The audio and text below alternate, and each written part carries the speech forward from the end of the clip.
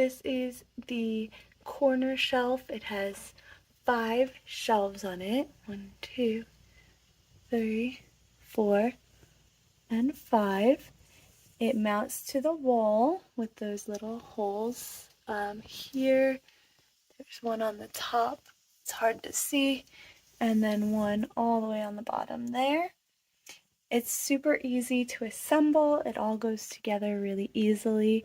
And the nice part is that the pieces alternate which side of the wall they're on.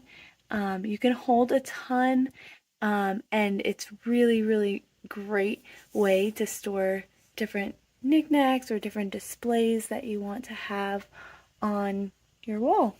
And it's really great. I love to have it in the corner space because corners are so underutilized. So I definitely think it's a great idea to hang things in corners.